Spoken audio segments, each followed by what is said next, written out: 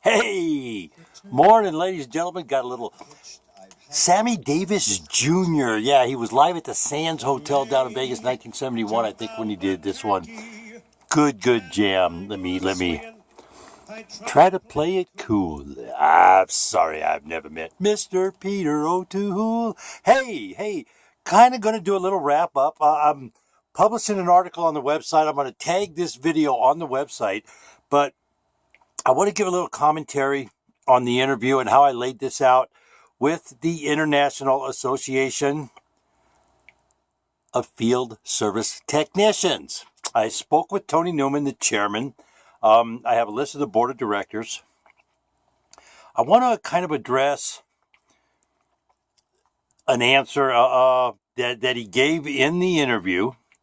I find the board of directors is a very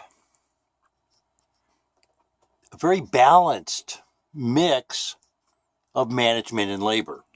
Very qualified individuals on this board of directors.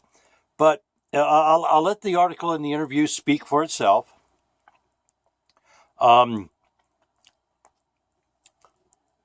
Before I go any further today, I need to prep GMO Tuesday, and gotta plug the girl, Shannon over at Foothill Feed and Mercantile. Yes, indeed, ladies and gentlemen. She got that non-GMO food for your critters. She'll get them taken care of. I asked a question in regards to the W9, W2 situation that the Bowerman FAS case has created in the industry. And let's make no mistake about it. This is all opinion, but I think it merits a conversation. And I'll lay it out here. For years, there's been a debate. Oh, I signed a contract. Oh, I did this. Oh, I did that. I've broken the contracts down. We've done all kinds of stuff with these contracts, ladies and gentlemen. Well, now the courts have spoken. I think the time for debate is over on independent contractor employee because the courts have spoken. Because the courts have spoken, perhaps it's time to move on and debate another pressing issue in the property preservation industry. And that is, how do we move from this mentality that is currently in the environment, the climate of the industry as a whole? How do we move that and transition that so everybody makes money? That's kind of important. Something that Eric Miller hasn't addressed. As we move forward, I think it would be defeatist, if you will, to keep divisions going in this industry. What I see with IFAST is a very legitimate and valid attempt to bring both management, labor to the table and everybody in between.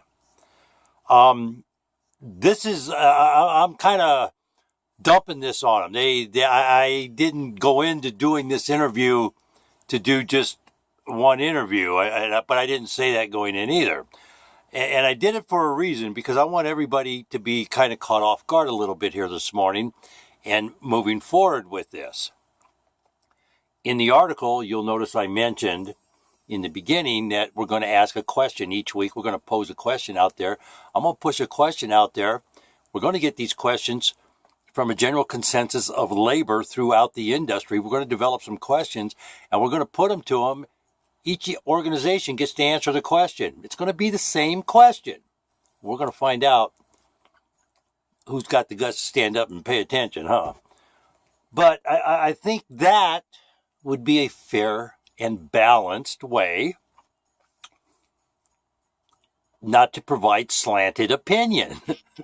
Am I biased? Yes, I am. I'm biased for labor. Labor's been getting cheated. I think labor has been screwed really bad, and it didn't start out that way. It has developed, and it's developed over a very short period of time, if you think about it, within the last 10 years, but it has been very systematic.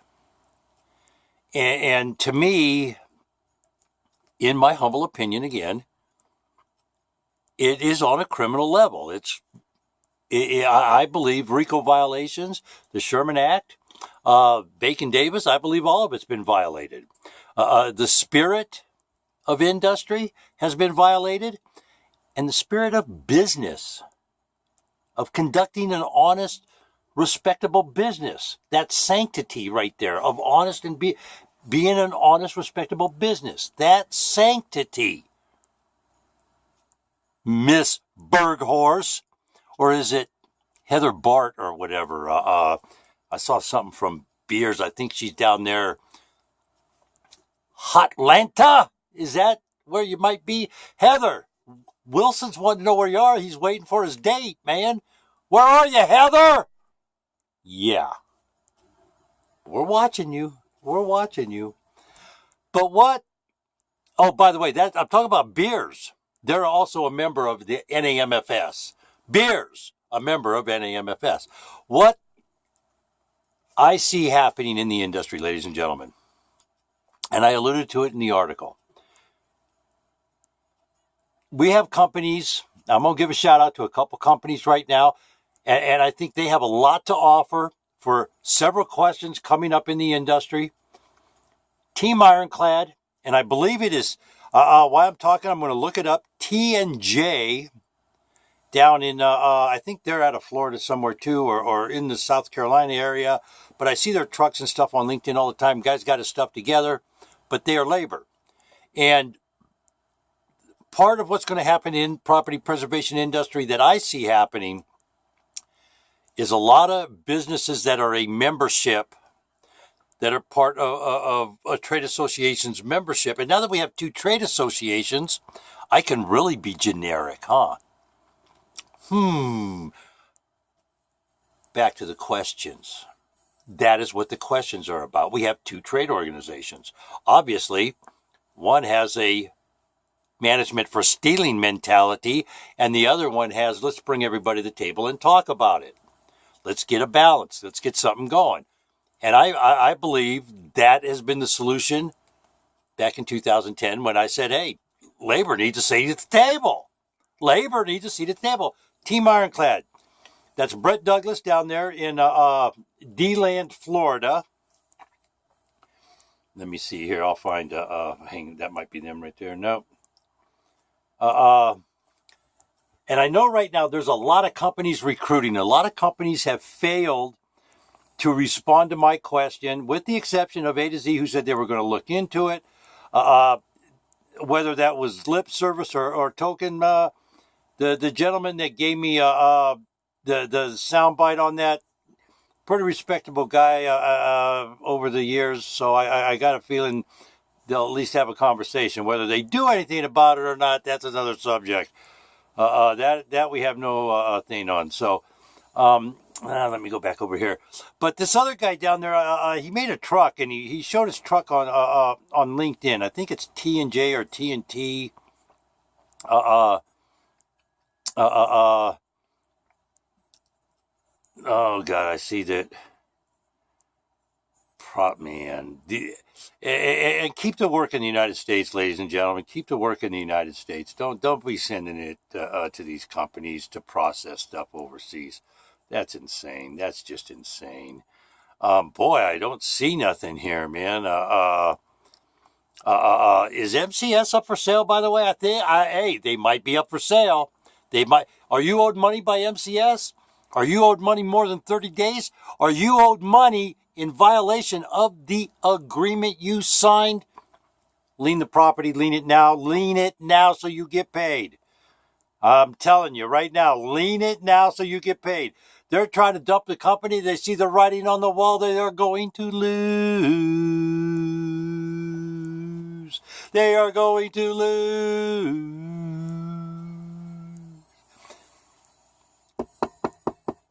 That noise you hear in the background, ladies and gentlemen, that's that gal's knees knocking over there at MCS, man. That's that gal's knees knocking over there at MCS. You bet. Yeah, they got problems. They got some problems. Yes, they do. I see Fannie Mae got a conference coming up April 6th through the 9th at the Marriott in Hotlanta. Heather, you gonna be there? Can Wilson get a date? Can he get a dance, Heather? I'm telling you, he wants to be there. You know, I can't find this, but I will find it in going into the next article. I'll find this guy's company. He's on LinkedIn, but you really need to come back to companies like that. Alliday LLC, we covered 12,000 square miles. That's a lot of area, ladies and gentlemen. Brett Douglas covers a huge chunk of real estate down there in DeLand, Florida. This guy from TNT, I don't know how much real estate they cover, but they cover it well. And that is the direction the industry has to come back to. Those are the companies that need to come talk. Those companies need to have the conversation. That is where the conversation has to go. They need to be brought to the table and represent labor, because they're the ones that are going to be doing what? Paying labor. And for me to pay labor, I have to have X amount of money coming in this door to push it out that door. And when HUD pays $100 for a $350 service, the money coming in this door stops at the door, and there's nothing to push out the back door for the labor. I honestly believe that the pricing matrices are a joke. Allowable? You cannot blanket allowable anything across the country, because it costs a different price to do the job in Florida as it does to do the job in Nevada. And that is the element that has been completely left out of the equation with flat fees and everything like that, ladies and gentlemen. And that is something, as we move forward, that's what we're going to talk to both these organizations about. How do we resolve that issue? How do we bring everybody to the table and make everybody happy? There's money to be made on all levels. And let's look at that for a minute. I am labor, you are labor, we are labor. Remember that when I tell you this. The bigwig bankers parlayed our money, we the taxpayer, okay, on bogus mortgages, knowing your $10 an hour job is not going to pay the mortgage at the end of the month. Eventually, it would catch up to you. They knew that. They're not stupid. Come on. Why do you think you're getting paid billions of dollars a year? They're not stupid. They know how to play with the numbers. They know how to manipulate numbers. Now, I'm not a mathematician. I'm no calculus wizard or physics fanatic. I'm none of that. But I understand something about numbers. They are constant. That's why I understand algorithms. They are constant. Numbers are constant. They're predictable. You can manipulate them. And oh gosh, all these people in the money industry manipulated them. They parlayed the numbers. They parlayed the numbers until the numbers fell in on themselves. And then what did they do? They said, oh, poor pitiful me, crying out loud, help us out. And what did the government do? The government gave them all our tax money again. Gave them all our tax money again, ladies and gentlemen. And what did they do with the tax money? Did they fix the problem and pay labor to clean it up? No, they did not do that. No, they gave themselves billion-dollar bonuses. They were billion-dollar babies. Yes, they were. That's what they were. They were billion-dollar babies whining, getting our tax money again because, oh, we need a bailout. Please, Uncle Sam, help us. We're too big to fail. Holy crap. And now what are they doing? Those are the people that are in control of the pricing, ladies and gentlemen. They're beating us up again, and then the people in the middle are stealing it. Holy Toledo, what a great country we live in. Only in America, I guess, because anybody that committed crime like we see in this industry, they'd be taken out and shot somewhere else. So I guess, hey, you gotta love America, huh? You gotta love America. However, it's a Sunday morning confusion. Little Missy woke me up at 2:30 this morning. I wasn't able to go back to sleep, so I had to take a pain pill, folks. I'm a little... Anyways, as we move along in the interview process with iFast and the board of directors, I'm going to bring you each week a get to know you of the board of directors. I'm going to offer that same opportunity to the members of NAMFS. We're going to start with the executive director. I bang them a lot, but this will give them a chance. Hey, look, let's put it on the table. Let's do it. What do you guys think? I think it's time for labor to stand up and be counted. I think labor can stand up and be counted and not be a union. Labor can stand up and be counted by bringing people like Brett Douglas, by bringing people that understand what it takes to get that job done in the field to the table. Now, that said, let's talk for just a minute about what I consider to be a very diplomatic answer. And I'm not saying that in a bad way, ladies and gentlemen. It's a very diplomatic answer to the problem I just outlined. I asked Mr. Newman, how do you think the recent Bowerman FAS issue is going to affect the industry? And the answer, as I said, very, very diplomatic, but until a directive given by the federal government defining W-9 versus W-2 in the same language as a decision in the Bowerman case, I don't believe the industry is going to change. Many suggested that order mills need to go... Oh, that is a second question. I'm sorry there. But basically what Tony said is status quo until the IRS, until the government gives a determination.